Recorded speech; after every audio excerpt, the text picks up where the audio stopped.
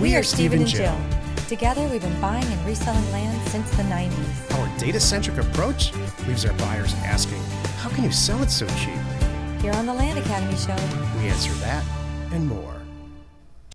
I'm Stephen Jack Butala. And I'm Jill DeWit, and this is the Land Academy Show. This is episode number 2021. And today, Jill and I are talking about how to find the pricing breakpoint in any real estate market. This is a popular topic on Discord, Land Academy Discord, and it's something that I've been doing, I guess, not consciously, or I've been doing it for Jill and I before I send out a mailer or price a mailer. For a while, for years. I want to share it, yeah.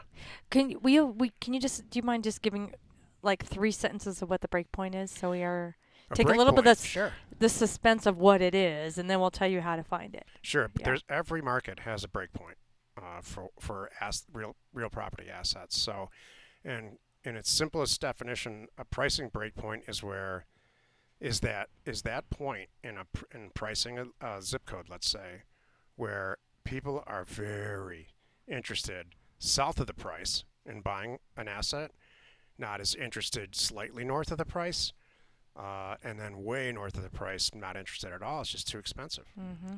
So, yeah. So it's like, I see it as sometimes it's a point of what they can afford, or this is interesting, and I'm going to ask you these questions when we get into it. So there's things you have to weigh, like what they can afford, got it, in that zip code or in that area, and then where do they see the value, because that's a whole nother thing, and then maybe they look at what's the possible, all those things I'm sure weigh into. If it were me, and I know you're going to explain more about this too. I'm just giving you the Jill version because I think it helps, at least for people who are watching who are like me. For the two of you. Here, I'm explaining it to 2 people. Okay, you other 900, hold on a moment. I need to talk to these 2. So, but it's to me, it's like not only what they can afford and where they see the value and all that stuff, but, it's just, there's a days on market thing too. Like everybody jumps on these below this point, and then above this point, they either have to think about it, they can't afford it, there's something else going on. Does that make sense? Yeah, I mean, like if you're in a housing market and everything above $300,000 is aging on the market, it's kind of sitting there, but everything below seems to sell pretty quickly. Mm-hmm. And then everything at $250,000 sells as soon as it goes on in the market. Right. Everything else being equal, which it's not. So we'll get into that. And this is not complicated, but it's something that you should be conscious of, whoever you are and whatever type of real estate investor you are. I don't care if it's warehouses or skyscrapers in Manhattan. There's a breakpoint in every market. Well, you're so good at it now that it's just second nature. So as we've been traveling the country, as you can see, we are still sitting in our RV. We're in month 3 now of traveling. It's very easy for me to ask Jack this question. We'll drive through a town and he'll go, wow, look at, look at this. This is available. This is on the market for this. This just sold for that. And one of my next questions is, well, what's the breakpoint? And Joe you're like, I talk about the breakpoint all the time. All the time. For years we have. That's what's so funny. We didn't even know we were doing it. Yeah. And now it's just that one sentence comes up all the time, and you're so quick and so good. You can go, 275. That's a breakpoint. Got it. Thank you. You heard it here first, because 2 or 3 weeks from now, everybody else this thinks is true. They can teach this stuff. As we're recording this, it's August 15th, 2024. Yeah, when you hear this on August 21. Or whenever it airs, it's true. Exactly. More importantly, Jill, how do you feel about your new hairstyle and your new haircut today? Does it look that much different? Yeah. Oh, is that? No, it's good. Oh, okay. Good. I had to go 6 weeks because we've been on the road. Here's the other beautiful thing about life on the road. Tell Good them about luck. Mabel's beauty box. Betty's beauty box. Yeah. Yep. That's what I think. I'm gonna take my mic off. Jill has a lot to say about this. Yes. All I've been hearing is Betty's beauty box. Yes. This is speaking. This is a Jill break point. This is perfect timing for this. So, as we're traveling the country for the last 3 months, we've pretty much been all over anything south of Denver and east of the or west of the 25. Is that about right? I don't know. So south of Denver and east of Colorado Springs, or west of Colorado Springs. Oh, we've been there. I don't care how small it is. We have. It's true. We've I've probably seen it. I've crossed the Continental Divide about 25 times or more in the last month. You know, I know everything from Lake City to Salida, Canyon City, all the little Creed, you know, all of them, Telluride, yep, Silverton, everything around Ouray. Durango, Dolores, Yep. Ignacio. If you don't know what Ignacio is, I can tell you what Ignacio is. You know, and every little thing. So as we're going through these wonderful, amazing, beautiful Sometimes towns, we stay there for a week. yeah, that's how we really get in and get to know them. We do. And so Jack often says, "Gosh, well, we could make this our This is home. amazing. This is great. Look at all the motorcycle trails for me, and you know, and the I saw 3 stores. So does that count for you, Jill? You can buy a house on the river with 3 bedrooms, 2 baths, 2,500 square feet for $180,000. Yep. So to which I tell Jack, I have a break point, and my break point is this: when I'm stuck, and my only option is Betty's Beauty Box, it's not gonna work. That's her gauge. It kind of is. Her gauge for whether or not a town is livable is the quality of the salon. I just need one. If I can get one good one, then I can make it work. But where we were just a week ago, that did not exist. There's no data for that. There's no data that I can find or a data source that says, Betty's Beauty Box or the Four Seasons True. or whatever's in Yeah. between that satisfies you. And I could drive 30 minutes, but beyond that, I'm out. That's a little much. So anyway, that's my So little there break goes that point. $180,000 acquisition. Back to the hair. So my bangs are getting long and it's getting a little straggly, whatever, and I'm all fixed up today. And thank you for noticing, Jack. I Yeah, appreciate that. Sure. Each week on the show, we answer a question from our Land Academy member Discord forum and take a deep dive into land-related topics by popular request from our Land Academy community. Let's take a question, Joe. Okay, so Jenny put this in the Land Academy. We have a in our Land Academy Discord channel. It's closed just for members. And then within that, we have all kinds of sub ones for like career path people, my ladies group, my personal coaching thing we just started. Everybody has their own little subgroup depending on what's going on, and we can talk and share in another closed environment some stuff. But we also have a channel called Funny Things. So in there, this person wrote this. Here's the seller. So they sent out an offer. The seller got it, digested it, and wrote back to Sweet Jenny. And they said, here's my seller's response to an offer. Well, I would buy properties all day long at 20% of their market value. This comes back to a story that I have about Jill and I attempting to buy a house in Torrance, California, which is a southwestern suburb, really profitable one, or can be for people like us, in Los Angeles County. And Jill and I lived there for many, many years. If you look back on the podcast, you'll see the Pacific Ocean behind us for several years. Mm-hmm. And so we found a property. It was listed. It was on the MLS, which is real unusual for us. Mm-hmm. And we went to we befriended and still have a bunch of friends there. A couple of them are real estate agents, and Jill went to one that she really likes. Her name was Jenny also, and said, we'd like to offer this amount of money for this house. And so Jill's friend is very successful real estate agent because she's type AAA personality, crazy person. Oh, she gets stuff done. And she said this sentence, well, I would buy the property for that price. So this is years ago, and it hit me like a ton of bricks. That's what we do. Exactly. We create real estate deals that are 20%, maybe 30 or 40% in some cases, of the actual value, retail value, without changing the asset at all, without actually really ever going to see it in the case of land. Right. That's what we do. But people still say that this sentiment, I read this today, and I had to put it in here. It was like Well, a I would do flashback. that. I'll do that with my own money. I'll Well, buy duh. properties all day long at 20% of the value. In fact, I had somebody say this to me. if I give you uh, a dime, how about you give me a quarter back? Right. It's not how this works. That's what this is. I mean, but I won't. That's yeah. what this is. Yeah. You're creating a real estate. You're creating a real estate deal based on a seller's circumstance, based on their willingness to sell, whatever that might ends up being. When you really extrapolate it like that, forget about land, forget about pricing a mailer, forget about Jill's hair, all of it. You really are buying an asset that's worth it's worth $100,000 for $25,000.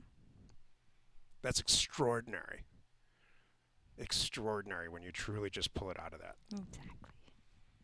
That was good. Today's topic: how to find the pricing breakpoint in any real estate market. Here's what you need to know. There's a statistic in real estate called the pending ratio. If you ask a real estate agent what pending ratio is, they're going to look at you cross-eyed and say, what does that have to do with how pretty this house is, and do you want to buy it? Pending ratio is quite simply you've got active listings and you've got pending listings. So in any given market, let's say there's 200 pending listings. That means that they're under contract and going to be sold. And you have 200 active listings. It's a snapshot. It's not 30 days old or any of that. And if those statistics, it's 200 pending, 200 active, or 100 pending, 100 active, then you have a 1.0 pending ratio. If you have pending a property that is less, so you have 100 pending properties and 200 active properties, your pending ratio is going to be smaller. It's going to be 0.5. And then obviously the reverse is true. 300 pending, 200 active, you've got a 1.5 pending ratio, or 150%, depending on how you look at it. That's great. Wouldn't that be great? There's more properties that are being sold than are actually on the market. That's it. That's the dream. That's the dream, going online and looking that up and just seeing, wow, look, I love that. What was your, like 100 active and 150 pending? Be like, whoa, I need to throw one more in there. So, exactly. That's and good. It needs to be a great asset, and it needs to be cheap. Yep. Just like Jenny's complainer here. So, what if you could magically take all the zip codes in the country, and you could sort for the highest pending ratio to the lowest? Well, you can. If you go to realtor.com, horse around on there, and look at their research, you can literally download 26,000 zip codes in this entire country and look at their pending ratios. In fact, we've talked about that on the Thursday call, and I did a demonstration on it, and it's pretty amazing, and it's free. So, well, great, Jack. That's the top 100 zip codes everyone's going to send mail. Maybe. Wouldn't you like to be the first one to do that, though? There's more to it than that. When you look at any data set and statistics in general, everybody knows that a larger data set's always better. And so if you have a market like in, I'm real familiar with Arizona, so downtown Old Town Scottsdale, which is 85251, at any given time there's a lot of assets for sale. 300, 400, 500 properties for sale, and 200 or 300 that are pending. Okay, great. I've got a market that I know the pending ratio is pretty attractive. I have a lot of data, so I know it's real. So how do I get involved and make that work for me? What's different about me that maybe somebody else might be manipulating the same information? And the answer is Jill. You need to get in there, get the data correct, price it correctly, send an offer out that's not too low, not too high, has some respect. There's templates on offers2owners.com, the printing company that Jill and I have, if you want to take a look at an example. And when the people call, they need to be received by you or whoever your partner is. In my case, it's Jill, with enthusiasm and reality. And then that's when you're off to the races and you create that real estate deal that we were talking about earlier. But it starts with pricing, finding out where the break point is. This pending ratio will show you where that break point is. Brilliant. And it can get really sensitive. It might be 3 bedrooms and 2 baths. If it's in a rural area with land and you have less data, it becomes a use issue. agricultural property is different than property that's on the water, waterfront property. But in general, infill lots are going to be very consistent, just like houses. And so you got to find that breakpoint where you have enough data. In some cases, you're going to have to educated guess because you just don't have enough data, especially with land. But it exists. So some of these breakpoints, like you mentioned, it's not 100%. You just brought up a really good point that I didn't even, think about earlier, but we've noticed, and you can explain more. It's not just always price. It could be waterfront. Is the waterfront price below X blows everything else away? And now you've got a sub data set. That's what Yeah. shows. Now you need all waterfront property. That's 3 bedrooms and 2 baths or more, and it gets a little bit more challenging. But it's all there. That's true. So the point is, buying an asset under the breakpoint, the established breakpoint, you feel very comfortable on the breakpoint's $300,000 for the asset that I want. I need to be buying assets in the $250,000 range if I want that $50,000 of equity in my pocket. Congratulations. This is why you're here and why you're listening. People don't know this stuff. I know. People don't know that you could dig in and check things so thoroughly so you know you're making a smart decision, not just what you're mailing, but what you're buying here. I know that there are still people out there that wake up every morning and they just look on the MLS, what got listed in the last 24 hours and what can I get it for? Or does it make sense buying it as it is kind of thing, instead of, whoa, take a step back and make really strategic offers. Due diligence. This makes due diligence really easy for Jill and I. Mhm. And in fact, it happens in a matter of seconds. Due diligence seems to be a real pain point for a lot of new people in the real estate market, buying and selling land or houses or anything else. Well, I just don't know if I should be buying it or not. If you know the breakpoint's 300 grand in a market, you're buying it at 248, and you're buying it just because somebody passed away and the kids just don't want to deal with it. Mm-hmm. That is your due diligence in most cases. We have the 8A's for a reason. This is a good little side segue about due diligence. We have the 8A's, things you need to always check to make sure you're making a good acquisition decision. I'll go through them real quick here. Access, attribute, acreage, affordability, alive, adjacent. Oh my gosh. Is that 7? Oh, 6. 6, alive, adjacent, Afraid, and abundance. There we go. We'll talk about that more later, but now at least you have them. So you want them to have all those, but it's really interesting because I reviewed a deal just the other day with some gals in a coaching session, and we were all excited. I got all excited about it. And then it was the money part, and that was the point where people weren't even sure how to look at it. So you have to develop that skill, or just know. You have to I don't know. You have to be. I'll show you. You're either going to learn. It's going to take you a couple years, or I can show you in a couple months. But but there's things you have to learn to look for, and that's why we have these groups too, that we help people to speed up the learning curve and say, okay, we all signed off on this, and I even signed off on this, but then we dug a little bit further, and I went, whoops, red flag. Look at the days on market. We got some problems here, and we uncovered some stuff. And so, I showed this individual, I need you to go and do a deep dive into all this stats over here. Then you're going to know if it's good or not. If you're sitting there saying, "Oh my God, Jack, can't you just make this simple? No. This is complicated." Then, if that's the case, I want you to take this away. This is the takeaway for this episode. The lowest priced property that is under contract and fits your acquisition criteria is probably very close to the breakpoint in that market. Because what you're going to see if you go on Zillow or Realtor.com or any of those, you're going to type in XYZ zip code, and you're going to type in only houses, freestanding houses at 3 beds, more than 3 beds, more than 2 baths. And then you're going to get a bunch of results and sort them by the lowest number. If that zip code has a lot of like-kind assets, there's no waterfront property, there's no crazy high rises or any of that. It's all kind of a subdivision. The first property you see is probably very close, if not the breakpoint.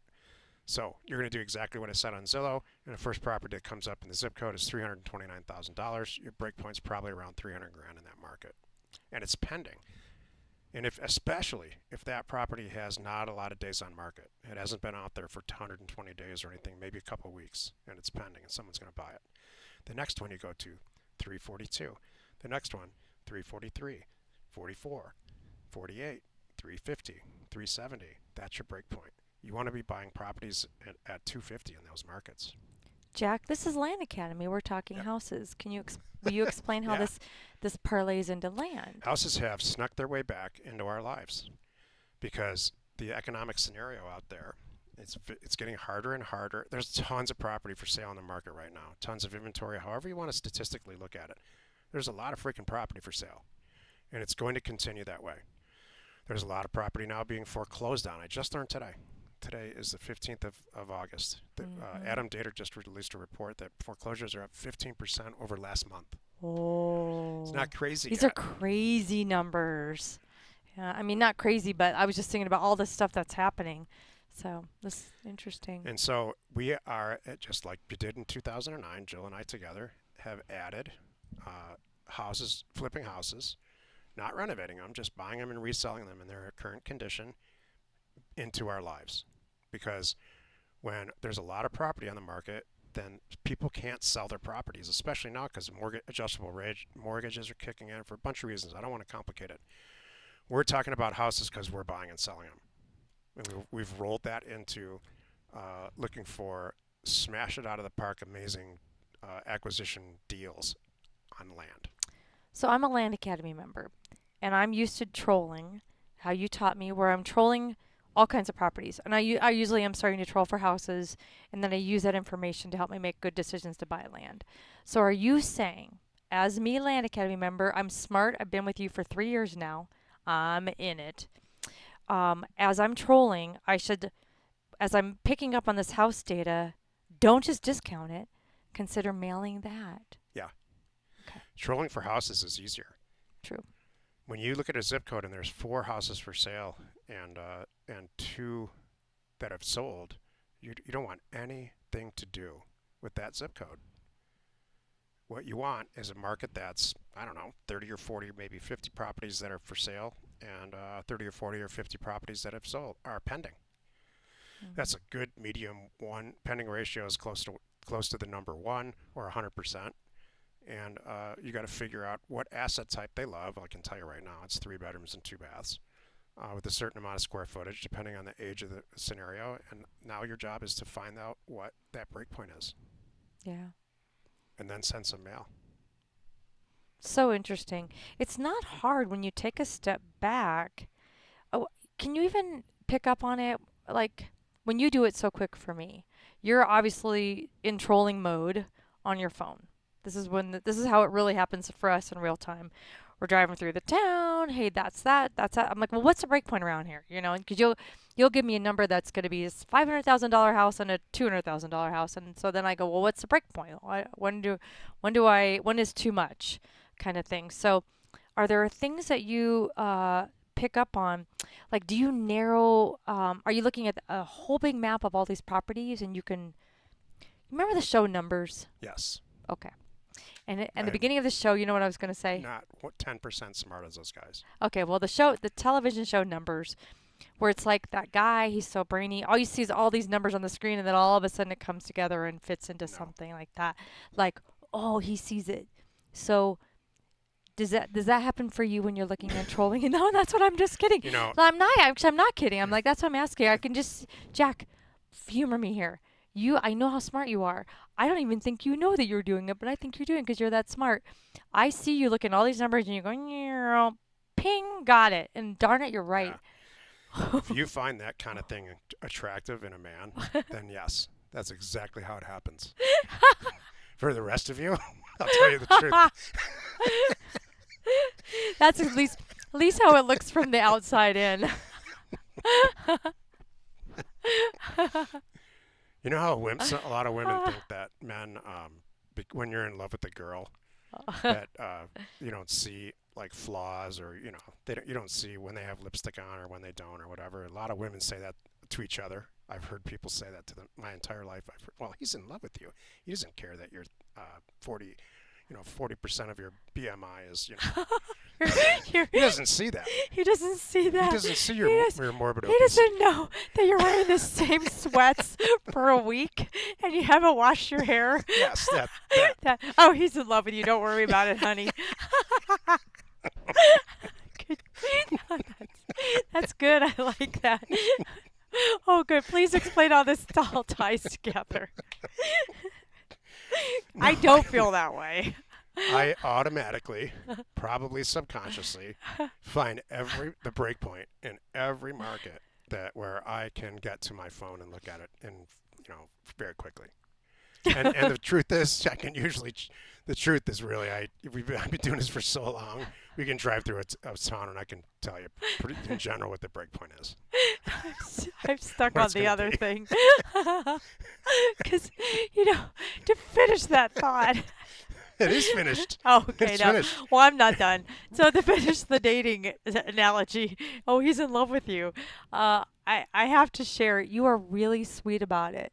You are really nice. That you wouldn't do that, I don't think. But you would say, as I'm walking out the door somewhere, if it's somewhere that I want to impress somebody, and you really picked up on a problem, you would go, can we talk? And where did you get those shoes? Yes, that actually does happen. It's She very handles nice. it really well. I do. God, I'm like, a lot of women don't handle oh it yeah. well. I'm like, no, they're out of here. Great. What else? I still have a stack of clothes that you vetoed in the last 3 months in the rig, and that's great. I'm gonna donate them. It's no skin off my nose. I'll replace them with something better. I mean, there's way more comments, and questions that don't get answered by men than there are Oh things that get talked about. yes. Like, do these jeans make me look fat? You Like, does can't this do property that. make me look fat? You can't do that. Yes, I do Just remember don't. that. Just say nothing. Say you look great today. I was just Get thinking out of about earlier when you brought up the Jen question and the well, I'd buy it for that price comment. Well, it's interesting how over the years that happens.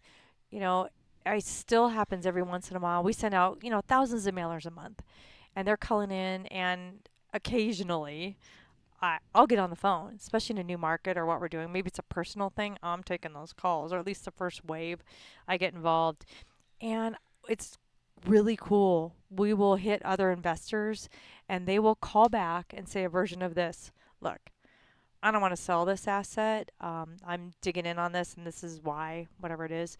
But now that I know who you are and how you're finding this stuff, how do I get on your buyer's list? Yeah, that happens all the time. I love that. The smart investors go, oh, after you buy some of these at this price, will you please call me first? Because I'll buy it. You buy it at 20, 25%. I'll buy it from you at 40, 50%. Love it. And then I'm going to do this to it. I'm like, sure. No problem. I will happily put you on my buyer's It happens list. with houses all the time. Mm-hmm. Yeah. They don't have the math talent or the interest in or the negotiation talent. True. They have some other way to create equity for themselves, which I'm not judging at all. It's just not the way I want to do it. Mm-hmm. I do not want to renovate a house, make it look beautiful, and create equity for myself by resetting the highest price per square foot on that block. Right. That's not the business that Jill and I are in, and we don't like it. We've done that successfully, and it's no fun. Yeah. Neither one of us get high off of it. No. It's We only get on the hi- buy side. we both literally get high off of endorphin high off of acquiring a property that's worth half of what we're going to sell it for, or in the case of houses, we know we're going to make $80,000 to $120,000 on it in the next 3 weeks. Then it makes sense. Yeah, it's only the acquisition. Yeah. That's why I love it. Because I know how it's going to work out in the end. Yeah. Because everything that we're talking about, Jack knows the break point. Jack knows how to pick the right market. Jack knows it's hot, not too hot. All the things I figured out. So, and it's interesting too. Some of the markets that we're hitting I don't have a lot of competition. As I say that, you're here listening, but people don't all get to that point. This is, like you just said, it's a lot of work. There's a lot that goes into it. I have people still, been in Land Academy for over a year, and they haven't sent out mailers yet. They're still some hesitation, but they want to do it. They will do it. I'm like, hurry up, we got These mountain this. towns, the pending, back to the point here, the pending ratio on these mountain towns doesn't look attractive when you compare it to, let's say, Old True. Town Scottsdale, Arizona, or some of the, like Austin. I always check Austin, Texas, because it's such a hot market. There's so much activity there. It's not anywhere that I've ever sent a mailer and probably never will. But I check it against that because it's kind of a gauge on the other side of what I want to happen. So there's inventory, a lot of inventory in these mountain towns, and there's a lot of days on market, which all translates this to me. Then I have to buy it cheaper, and which is easier to do because the stuff's been sitting around on the, the listings go up, they go down, they go up, they go down, so they get a letter from us and say for $100,000 less than the last listing price was, and they say, you know what, I'm sick of this. We've been trying to sell this house for 2 years. Yeah, I'm going to sell it to you. And so that's so far below the break point that I've established in that market, and they don't know what break point is and don't care. They're talking to Sweet Jill. That's all they know. Oh, that's true. And her checkbook's open, and she loves the house. Mm-hmm. That's it. You don't have to look up and find the best pending ratios in the entire country, and that's where this only works. It's not the case. You just have to read the market for what it is, understand what the pending ratio is and where the break point is, and then go in hotter from a price standpoint because it's going to take longer to sell. There's a lot of low-hanging fruit with no competition all over this country. We drove through multiple markets like that this summer, and we're going east here in a week, week and a half, and as we go through, we'll look at the breakpoints there. Oh my goodness! And it's going to be the breakpoints are going to be even better. It's going to be really interesting. Yeah. Oh, that'd be a fun game. This works in every market. Every market where there's enough data. So if you think about a central South Dakota scenario, Gosh, that's interesting. there's just maybe 3 houses and some of those zip codes sell a year. That's not enough data for me. That kind of stuff where there's no data and I'm kind of flying blind, we avoid that. True. But somebody else might be. That's probably what happens too. For the most part, they probably have never received a mail, or maybe. And so you can buy some property really cheap, really, really cheap. Starlink. All right, works. here's Starlink works everywhere. Here's our little tip my final little tip. If you want to go somewhere with no competition, I'll tell ya. And you know what? Betty's Beauty That's Box. it.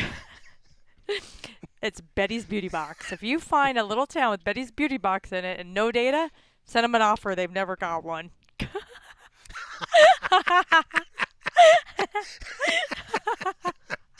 You should do stupid stuff like this. And I know you're right.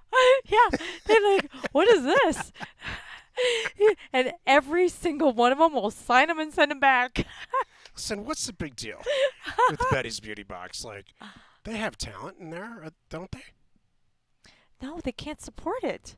There's not enough. Look. They could color your hair. Well, hold on. Oh, yeah, this ought to be good. That's what I'm asking you. Seriously. Be careful here, Jill, because the Well, audience no. is not that small. I'm sorry. Okay. Well, it's just sometimes there's not enough volume. It's hard. It's a lot of work to open your own shop, right, and run your own business and do all that.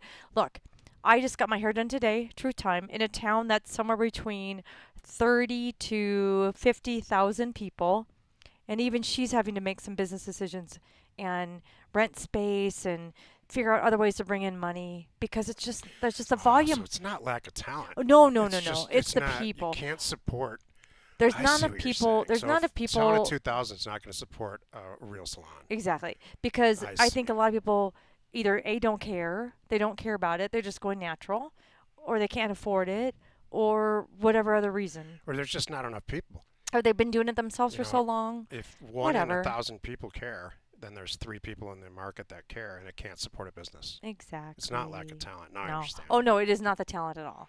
No, that's not with it. any business. It's not big enough to have a grocery store. Right. Or it's too, not big enough to have a bowling alley or whatever. No, I Right. understand. It's not enough to survive on. That's the thing. So. I thought you were. I thought it was, No, it has nothing to looking do. down your nose a little. No, it's Now not I that. understand. Mm-mm. Jill, do you have anything inspirational to share? Yeah. I was thinking about this. As we're talking about this and talking about, oh my gosh, all right, thank you, Jack. I thought I figured out this. Now I got to look at this now. I thought I figured out the trolling and the red, yellow, green test. And now you're telling me I need to look at the breakpoint. And I have to, roll this into my thing. Well, I want you to be thinking about what you're good at. And I don't want this to hold you up. So there are people in Land Academy right now that I wish they're trying to learn this on their own. And there's a break point there. And I'm worried about them. If they're going to spend 6 months learning this on their own, they'd be better off to bring in somebody else and find a partner. So I guess that's my inspirational thing. Take a step back. Think about what you're good at. Think about your Excel skills. Let's just, if that's something like this. Think about, your time. How much time do you have to commit to this? And how much this might slow you down. So I'm trying to put this into an example. I'll use myself. If I was starting this all over by myself right now, like I didn't know you, I just joined Land Academy. I don't have a jack.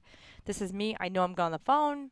I love all that, but I'm sitting here trying to digest all this. I'm gonna be looking, and I have a day job and I have a kid. So I'm like, shoot. I would immediately ask you out to dinner and we could talk about it. Well, so you don't have to worry.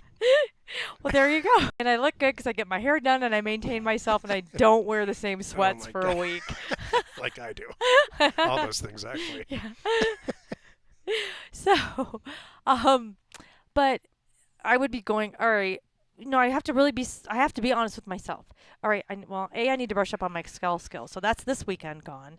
Maybe next weekend too, to really get this. Then I got to sit and study trolling and watch the program a little bit. Now I'm 2 more weekends gone. Now I'm a month in. I mean, this is reality.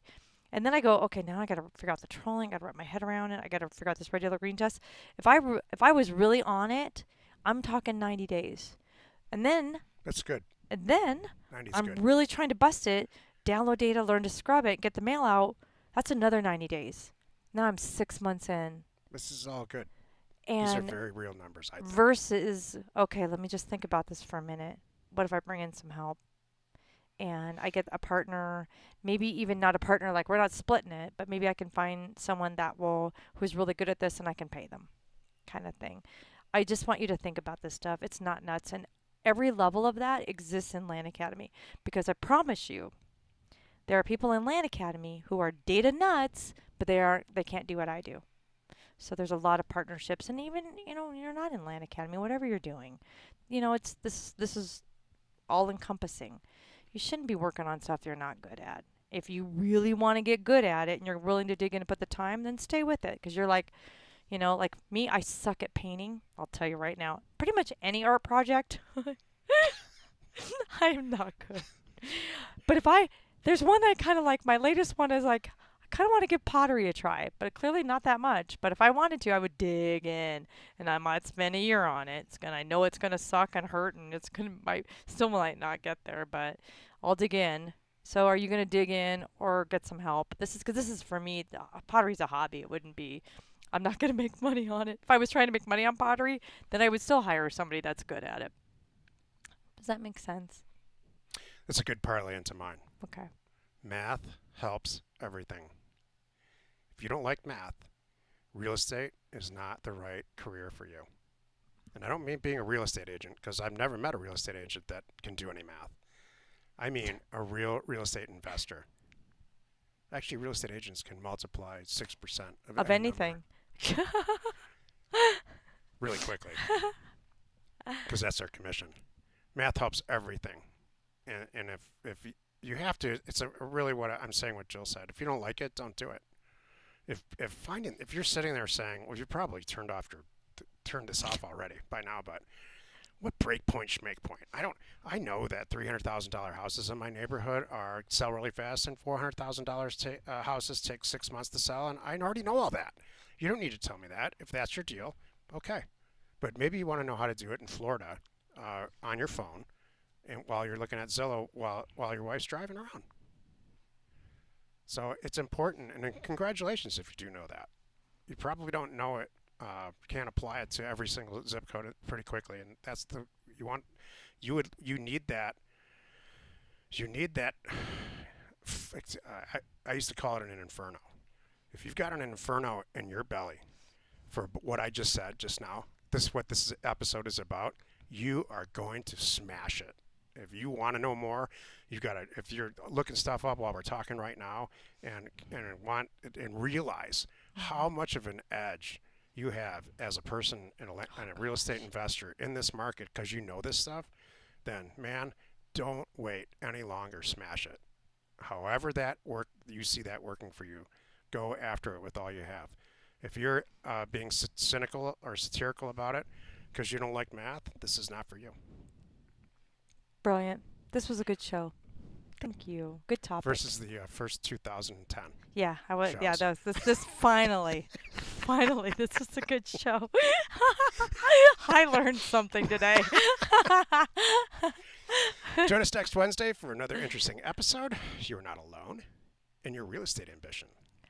We are Jack and Jill.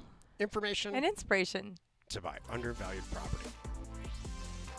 We hope you found our content valuable and we appreciate your support. If you have not already, please check out our channel and hit the subscribe button. And your comments and suggestions help us to create the content you're here for. Hitting the like button helps to support our channel's algorithm and gauge your interest for future shows.